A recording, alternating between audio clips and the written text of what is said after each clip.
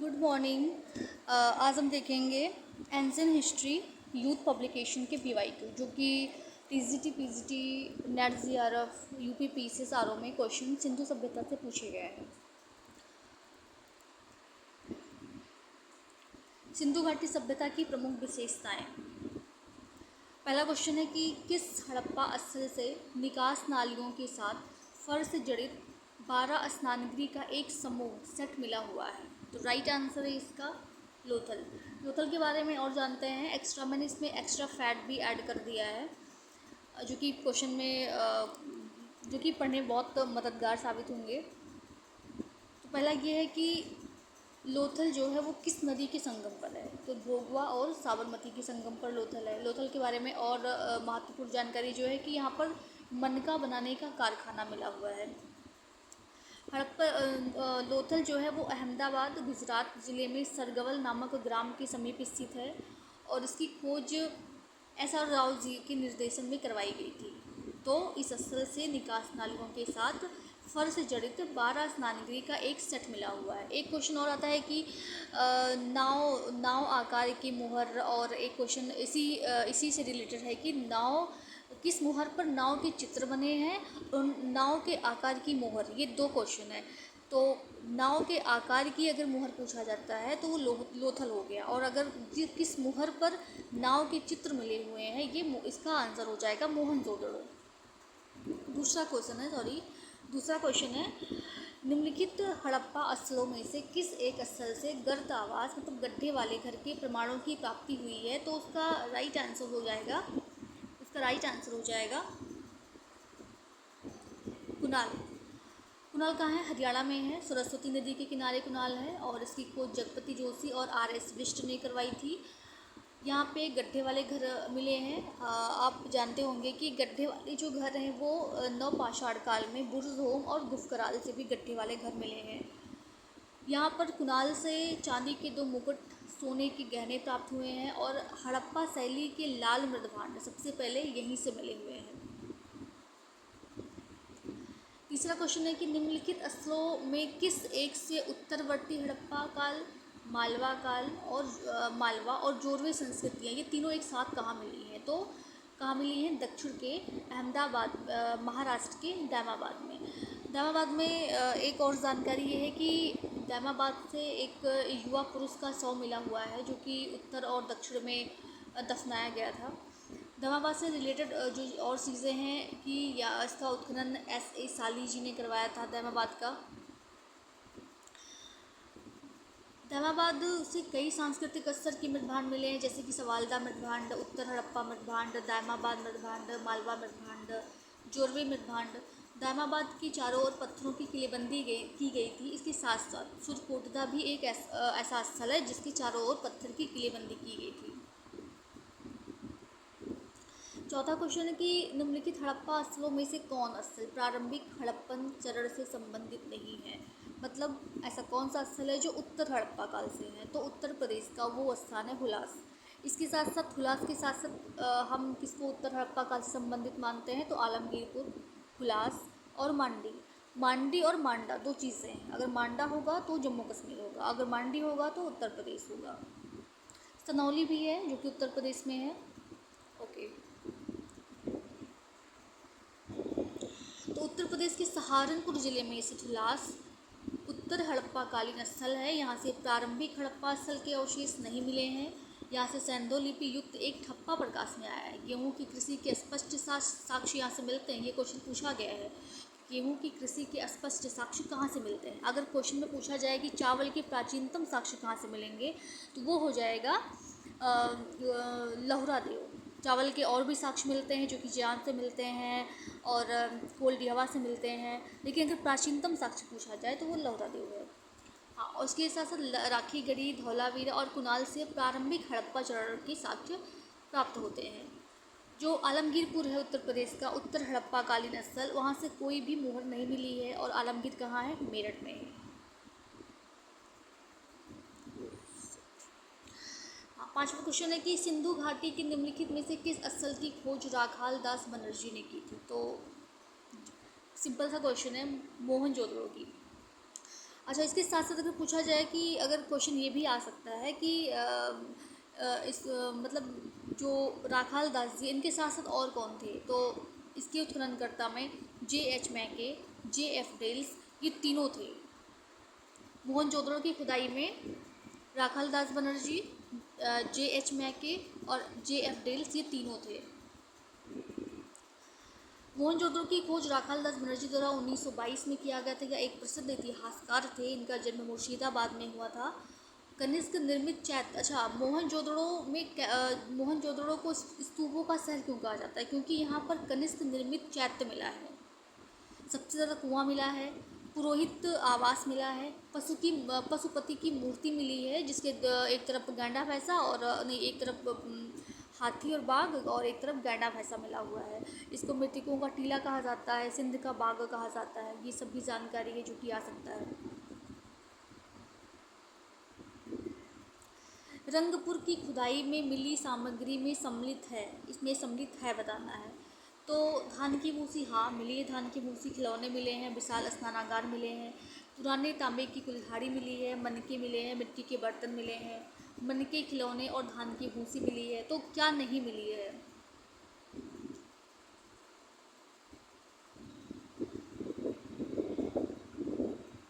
अच्छा, पुरानी तांबे की कुल्हाड़ी, धान की भूसी और खिलौने, ये तीनों मिले हैं रंगपुर से।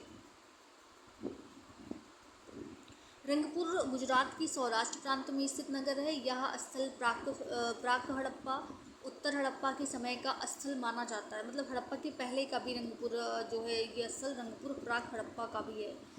और इस समय के उपकरण और साक्ष्य भी प्राप्त हुए हैं। इस स्थल की खोज 1953-54 में एस आर राव ने की थी। उत्खनन में पूर्व सिंधु सभ्यता की सामग्री में पीले और धूसर रंग के मिट्टी के बर्तन, मतलब अगर देखते हैं कि अगर जो प्राक हड़प्पा काल है उसमें जो बर्तन मृदभांड का जो कलर है वो पीला या धूसर रंग का है, लेकिन अगर हड़प्पा में देखते हैं तो वो लाल और काला है।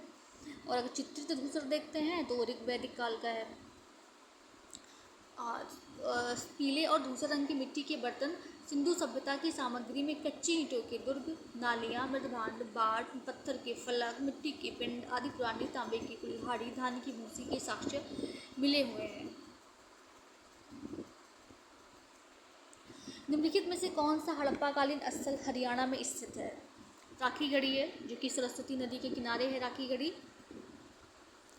राखीगढ़ी से रिलेटेड जानकारी की हड़प्पा सभ्यता का पूरा स्थल राखीगढ़ी हरियाणा के जींद ज़िले में स्थित है। इस स्थल की खोज प्रोफेसर सूरजभान ने की थी और रफ़ीक मुगल, इन दोनों ने मिलकर की थी। यहाँ से सिंधु पूर्व सभ्यता मतलब प्राक सिंधु सभ्यता की अवशेष भी मिले हुए हैं। भारत में हड़प्पा सभ्यता के विशालतम नगरों में राखीगढ़ी एक है। और हरियाणा में राखीगढ़ी के अलावा क्या है, मिताथल है और कुनाल, ये दो स्थल भी हरियाणा में है। 8वां क्वेश्चन है कि निम्नलिखित में से किस हड़प्पा बस्ती में डॉकयार्ड बंदरगाह का पहला प्रमाण मिला हुआ है? तो वो है लोथल।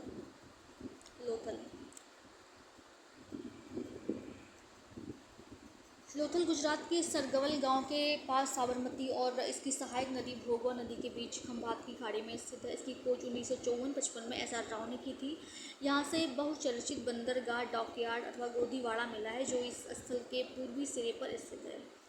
यह विश्व का प्राचीनतम ज्ञात गोदीवाड़ा है। लोथल की सबसे महत्वपूर्ण उपलब्धि पक्की ईंटों का बना हुआ विशाल आकार का एक घेरा है, जिसे राव महोदय ने जहाज़ों की गोदी डॉकयार्ड बताया है।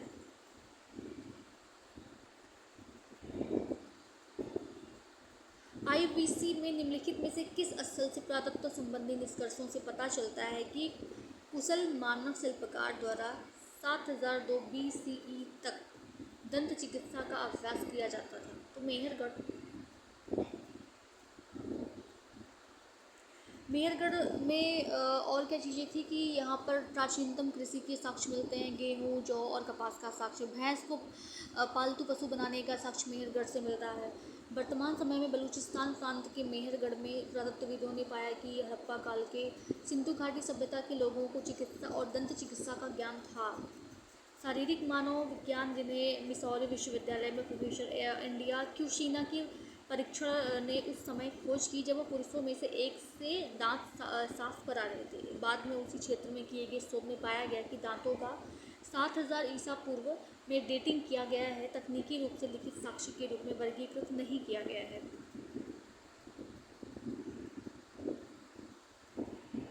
निम्नलिखित में से कौन सी सभ्यता सिंधु घाटी सभ्यता की अर्थव्यवस्था से जुड़ी नहीं थी?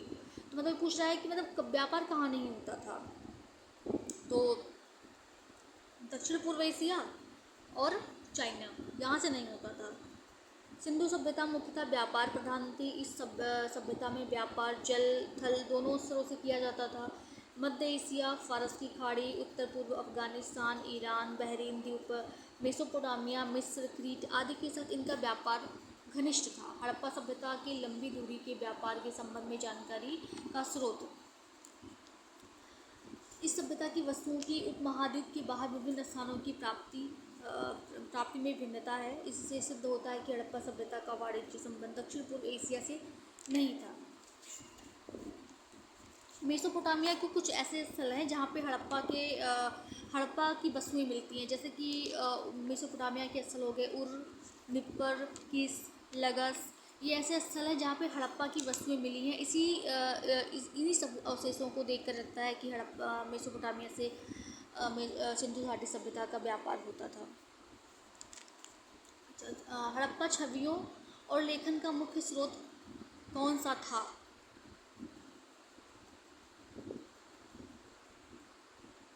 हड़प्पा छवियों और लेखन का मुख्य स्रोत कौन सा था? तो मोहर था।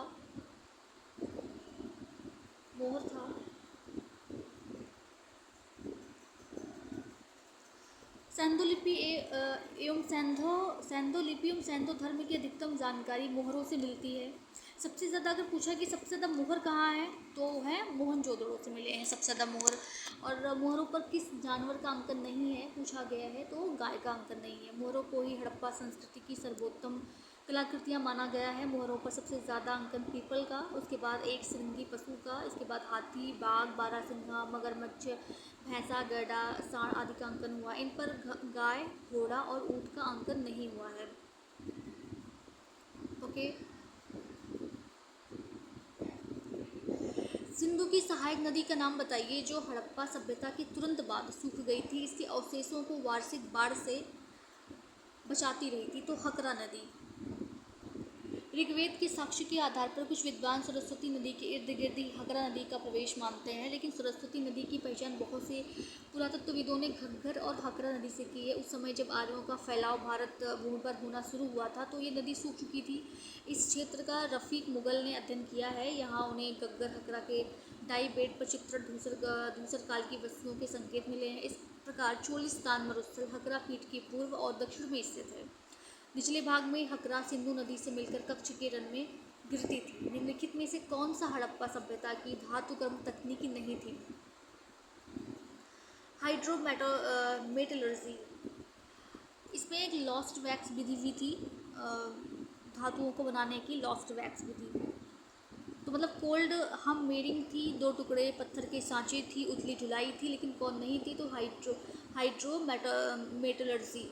हाइड्रोमेटलर्जी में अयस्क सांद्र और पुनर्नवीनीकरण या अवशिष्ट सामग्री से धातुओं की वसूली के लिए जलीय रसायन का उपयोग शामिल है। इस प्रक्रिया का उपयोग कम इलेक्ट्रोपॉजिटिव या कम प्रतिक्रियाशील धातुओं के निष्कर्षण में किया जाता है। यह तकनीकी नवीन सदी की तकनीक है जो हड़प्पा सभ्यता की धातुकर्म तकनीकी नहीं थी। इस सभ्यता में धातु को पीट कर या 2 पत्थरों के टुकड़े के सांचे या उथली धुलाई के माध्यम से ही प्रयोग किया जाता था। इनमें से हड़प्पा स्थल पर नालियों और जलाशयों और जल संचयन के माध्यम से परिष्कृत जल संरक्षण की खोज की गई थी। तो है धौलावीरा। धौलावीरा गुजरात के कच्छ के रण में बनहर और मानसहरा नदियों के मध्य खादर द्वीप में स्थित है, भचाऊ तालुका में। इसकी खोज 1967 में जगपति जोशी ने की थी। धौलावीरा से उत्कृष्ट जल प्रबंधन, वाटर हार्वेस्टिंग के प्रमाण मिलते हैं। मनहर और मंदसर नदियों के संगम पर डैम बनाकर जल संग्रह किया जाता है। वर्षा जल का भी संग्रहण किया जाता था। पत्थरों को काटकर जलाशय निर्माण का प्राचीनतम साक्ष्य यहीं से मिलता है। अगर पूछा जाए कि कच्छ की खाड़ी में कौन कौन से स्थल थे, तो वो है देसलपुर, धौलावीरा, और सुरकुर्वता मतलब देश के वीरों का स्वर। यहाँ पे कौन कौन सी सामग्री भी मतलब अवशेष मिले हैं, तो जल संरक्षण, वाटर हार्वेस्टिंग, स्टेडियम मिला है, साइन बोर्ड मिला है। और ये स्थल सबसे बड़ी विशेषता इस स्थल की है कि ये स्थल 3 भाग, सारे जो जितने भी स्थल थे वो 2 भागों में विभाजित थे, निचला नहर और गढ़ी क्षेत्र। लेकिन जो ये धौलावीरा है ये 3 भागों में विभाजित है, जो कि इसकी सबसे बड़ी विशेषता है।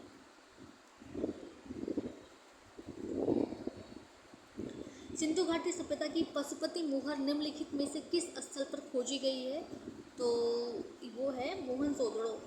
मोहनजोदड़ो से और क्या हुआ है, तो मोहनजोदड़ो पशुपति मुहर है, पशुपति मुहर के एक तरफ गैंडा भैंसा और बाघ हाथी, हाँ बाघ हाथी में आसीन मुद्रा में एक योगी को दर्शाया गया है, जो संभवतः शिव पशुपति हैं। इस योगी के इर्द गिर्द 4 पशु हैं, गैंडा भैंसा एक तरफ, हाथी बाघ एक तरफ।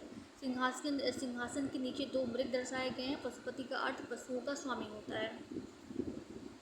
सर जॉन मार्शल के अनुसार प्राचीन बुद्ध जैन तीर्थंकर की पशुपति मुहर है।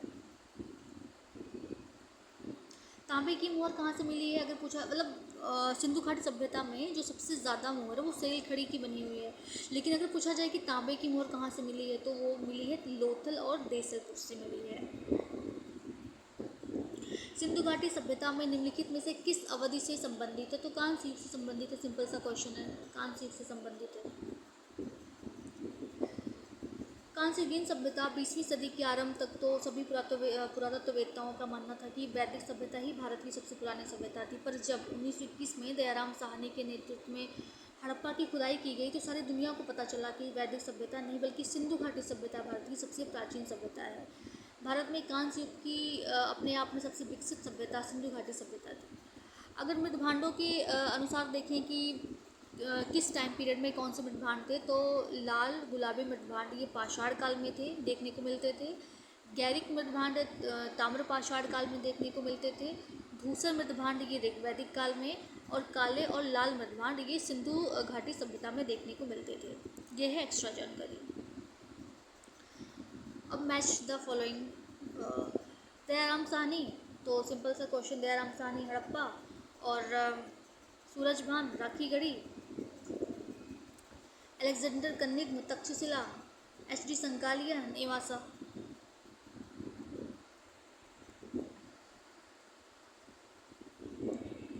Dayaram Sahni Harappa, H D. Sankalia Nevasa, Alexander Cunningham Taxila और सूरजभान राखीगढ़ी।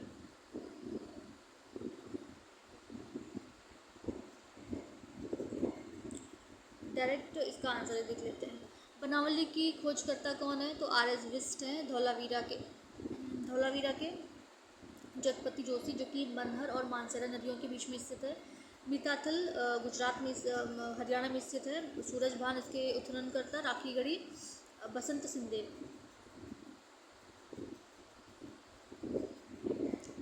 अधोलिखित कलाकृतियों में से कौन सी मोहनजोदड़ो से प्राप्त नहीं हुई है, तो बलुआ पत्थर का पुरुष धड़।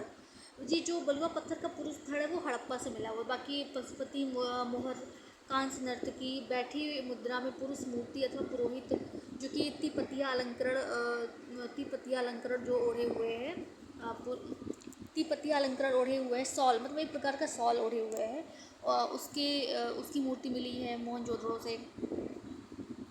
और क्या मिला हुआ है, बेलनाकार मुहर मिला हुआ है, प्रस्तर की योगी की मूर्ति मिली हुई है। मोहनजोदड़ो सिंध के लड़काना ज़िले में सिंध नदी के दाएं तट पर स्थित है। इसकी खोज 1922 में राखलदास बनर्जी ने की थी। यह सिंधु सभ्यता का सबसे विशाल और सबसे समृद्ध नगर और सबसे ज़्यादा महत्वपूर्ण केंद्र था। यहाँ इसकी खुदाई से प्राप्त हुए अवशेष जिसमें बेलनाकार मुहर, प्रस्तर की योगी मूर्ति और मुद्रा पर अंकित पशुपतिनाथ अर्थात शिव अंकित है। लेकिन बलुआ पत्थर का पुरुष धड़ ये मोहनजोदड़ो से नहीं बल्कि हड़प्पा से मिला हुआ है। निम्नलिखित में से कौन सा कथन सिंधु सरस्वती सभ्यता के बारे में सही नहीं है। गेहूं और जौ उनके प्रमुख खाद्यान्न थे, बिल्कुल सही है। मेहरगढ़ से तो साक्ष्य मिला हुआ है गेहूं, जौ और कपास का। गाय बैल पाले जाने वाले प्रमुख पशु थे, हाँ बिल्कुल है। बस यही है कि गाय का जो गाय का उल्लेख है वो मोहरों पर अंकित नहीं है। उनका व्यापार मेसोपोटामिया हाँ होता था, चीन नहीं होता था, रोम से नहीं होता था। मनकों का निर्माण एक विकसित उद्योग था, हाँ होता था। लोथल में मनके बनाने का कारखाना मिला हुआ है। सिंधु घाटी सभ्यता, तो इसमें कौन सा सही नहीं है? तो इसमें है कि उनका व्यापार मेसोपोटामिया से तो होता था, लेकिन चीन से नहीं होता था, रोम से नहीं होता, इसलिए ये गलत हो गया है।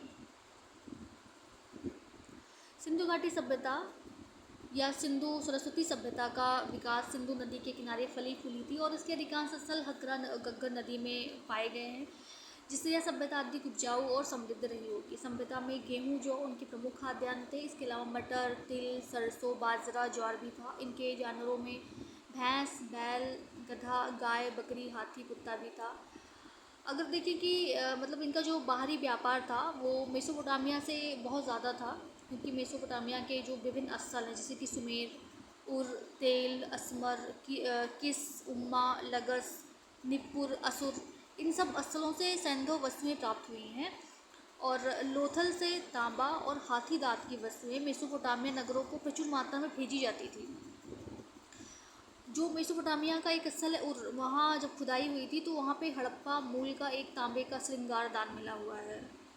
और व्यापार करने के तीन स्थान थे। एक मेलुहा था, एक दिलमुन था, एक मगन था। मेलुहा को, जिसको हम सिंध प्रदेश कहते हैं, और उस टाइम में सिंध प्रदेश को मेलुहा बोला जाता था, और दिलमुन जो था वो बहरीन था, और मगन जो था वो बलूचिस्तान की मकरान तट में था।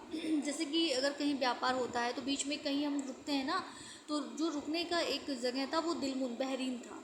तो ये क्वेश्चन पूछा जाता है, और ये भी पूछा जाता है कि मेलुहा को किस नाम से जानते हैं, तो मेलुहा को सिंध प्रदेश के नाम से जानते हैं। इसके साथ साथ फारस की खाड़ी से भी कई सेल खड़ी की वृत्ताकार मोहरें मिली हैं, जो कि सिंधु घाटी सभ्यता से व्यापार के बारे में बताती हैं। ओमन द्वीप से भी सैंधव मूल की कलात्मक वस्तुएं प्राप्त हुई हैं। मिस्र के साथ भी इनका व्यापार होता था, और मिस्र के साथ इनका जो व्यापार था वो सबसे ज़्यादा लोथल से होता था, क्योंकि लोथल में एक मम्मी की आकृति और एक गोरिल्ला की मृण मूर्ति मिली है। तो मम्मी की आकृति मिस्र, ये सब तो हम मतलब जान ही सकते हैं कि वहाँ पे मम्मी की आकृति बनती थी मिस्र में। तो मिस्र के साथ लोथल का व्यापार होता था। सीरिया से भी, सीरिया के एक हमा नामक स्थान है, वहाँ से भी कुछ मोहरें प्राप्त हुई हैं, जिन पर एक सींग वाले वृषभ का अंकन है, जो कि हड़प्पा सभ्यता में बहुतायत में देखने को मिलता है। मोहरों पर इनका अंकन हुआ है एक सींग वाले वृषभ का, जो कि सीरिया के हमा नामक स्थान से मिला है। तो इन सबसे जानकारी मिलती है कि मिस्र और क्रीट, मेसोपोटामिया और सीरिया, इन सब से हड़प्पा का व्यापार होता था। सिंधु घाटी की शासन व्यवस्था कैसी थी? ओलीगार्गी मतलब होता है कि धनवान अभिजात वर्ग या वणिक वर्ग की व्यवस्था थी। और एस.आर. शर्मा ओलीगार्गी,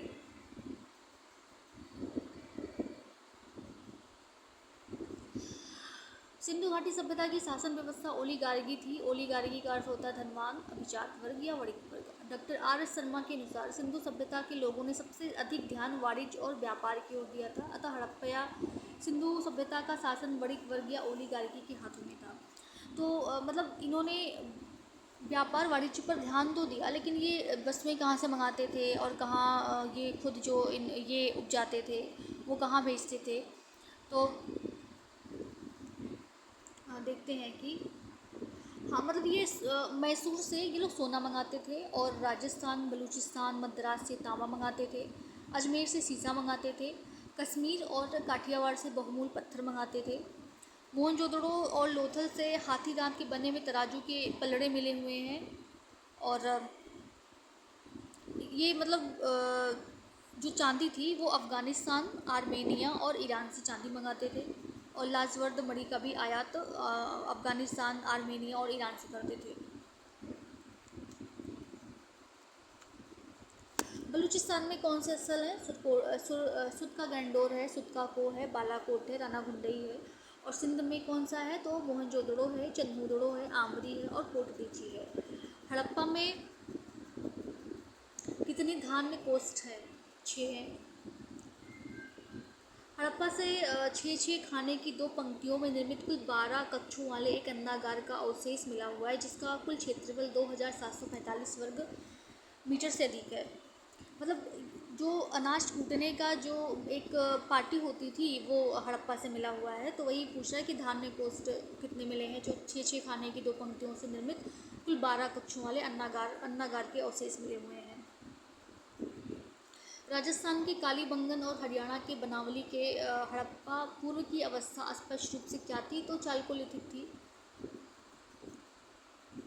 राजस्थान के कालीबंगा और हरियाणा के बनावली के हड़प्पा पूर्व की अवस्था मुख्य रूप से चालकोलिथिक थी। मतलब कि जो कालीबंगा है और हरियाणा का बनावली है वो प्राक हड़प्पा सभ्यता ताम्रपाषाण काल से रिलेटेड है, और ताम्रपाषाण काल को किस नाम से जानते हैं, चालकोलिथिक नाम से जानते हैं।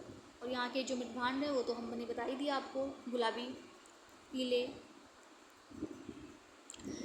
सिंधु गंगा मैदानी इलाकों को सिंचाई युक्त फुलवारी और अत्यधिक आबादी से भरपूर होने के लिए हिमालय पर्वत कारण है। एशियन नोमैडिक के लिए सही कारण रहा है। तो इसका राइट आंसर है सी। देखते हैं कि आर गलत क्यों है। तो सिंधु गंगा घाटी में सिंचाई युक्त फुलवारी और अत्यधिक आबादी से भरपूर होने के लिए हिमालय प्रमुख कारण है, क्योंकि हिमालय न केवल बर्फीली ध्रुवीय हवाओं से बचाता है बल्कि उससे निकलने वाली सिंधु गंगा नदियों ने कृषि के विकास को बढ़ावा दिया है। कृषि एवं अत्यधिक उत्पादन ने राज्य निर्माण एवं सभ्यता संस्कृति के विकास में योगदान दिया है। एशियन नोमेडिस्म का संबंध भारतीय क्षेत्र से न होकर मध्य एशिया के शुष्क क्षेत्र से है। कांस्य युग में मानव ने तकनीकी संस्कारिता पा लिया था, सभी क्षेत्रों में समृद्ध होने में यही कारण था। ना भैया, यही कारण नहीं था। राइट आंसर है सी। कांस्य युग में मानव तकनीकी का काफ़ी विकास हो चुका था और अस्थायी जीवन की रूपरेखा विकसित हो चुकी थी। हड़प्पा सभ्यता एक कांस्ययुगीन सभ्यता थी जो इसका प्रत्यक्ष प्रमाण है, परंतु प्रत्येक क्षेत्र की समृद्धि के लिए इसे एकमात्र कारण नहीं मान सकते, क्योंकि साहित्य लिपि का स्पष्ट विकास अभी तक नहीं हो पाया। क्योंकि हड़प्पा सभ्यता को हम प्रोटो हिस्ट्री में, हड़प्पा सभ्यता और वैदिक सभ्यता को हम प्रोटो हिस्ट्री में रखते हैं, क्योंकि जो हड़प्पा सभ्यता में लिपि तो प्रकाश में आई है लेकिन उसका अभी किसी ने पाठन नहीं किया है। और वैदिक सभ्यता को प्रोटो हिस्ट्री में क्यों रखते हैं, क्योंकि वो सभ्यता मौखिक थी। इसका डायरेक्ट आंसर देख लेते हैं। हड़प्पा से क्या मिला है, समाधान R37 और RH। हड़प्पा सभ्यता से समाधान R37 और समाधान H मिला है। लोथल से गोदीवाड़ा मिला है। कालीबंगा से नर्तकी की मूर्ति और मोहनजोदड़ो से जुटा हुआ नहीं। हड़प्पा से समाधान R37 ये तो ठीक है, ए का ए सही है। लोथल से गोदीवाड़ा बी का 2 है, ए का 1 बी का 2। और कालीबंगा से जुटा हुआ खेत, मोहनजोदड़ो से नर्तकी की मूर्ति, तो 1 2 ये सही है। 1 2 4 4 3 सही है, सॉरी। तो हड़प्पा से R37 और R37 और RH। हड़प्पा से R37 RH मिला है। लोथल से गोदीवाड़ा मिला है। कालीबंगा से जुटा हुआ खेत और मोहनजोदड़ो से नर्तकी की मूर्ति मिली हुई है। निम्नलिखित में से कौन सा एक हड़प्पा अस्थल नहीं है? चंदोदड़ो है, हाँ। कालीबंगा भी है, राखीगढ़ी भी है, लेकिन अतरंजी खेड़ा नहीं है। अतरंजी खेड़ा हड़प्पा स्थल नहीं है। यह स्थल उत्तर प्रदेश के एटा जिले में गंगा की सहायक नदी काली नदी के तट पर स्थित है। एक प्रागैतिहासिक स्थल है। प्रागैतिहासिक किसको बोलते हैं? जिसमें ना तो लिपि का ज्ञान है, ना कि लेखन कला है। मतलब बिल्कुल कोई भी जानकारी हमको लेखन कला से, लिपि से नहीं मिल सकती है। मतलब प्री हिस्ट्री नहीं है, वो प्रागैतिहासिक स्थल है। इसकी खोज अलेक्जेंडर कनिंघम ने की थी। हड़प्पा निवासियों का किसके साथ समुद्री मार्ग से संपर्क मेसोपोटामिया से था? हड़प्पा निवासियों का समुद्री व्यापार मुख्यतः मेसोपोटामिया के साथ होता था। अरब सागर के तट पर स्थित लोथल नगर पश्चिम एशिया से व्यापार का प्रमुख बंदरगाह था। मेसोपोटामिया और सिंधु सभ्यता के बीच व्यापार के अभिलेखीय साक्ष्य भी हैं। हड़प्पा से मेसोपोटामिया के खानेदार मनके तथा मोहनजोदड़ो से हरिताभ रंग का क्लोराइड प्रस्तर का टुकड़ा मिला हुआ है। निम्नलिखित में से किस राज्य में हड़प्पा कालीन अवशेष प्राप्त नहीं हुए हैं? तो तमिलनाडु से नहीं हुए हैं, पंजाब से मिले हैं, उत्तर प्रदेश से मिले, गुजरात से मिले हैं। हड़प्पा संस्कृति स्थित धौलावीरा भारत की किस राज्य में स्थित है? धौलावीरा गुजरात।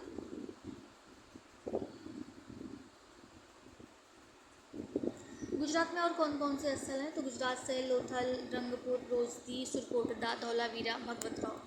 आई थिंक इतना थोड़ा सा इनफ हो गया है वीडियो।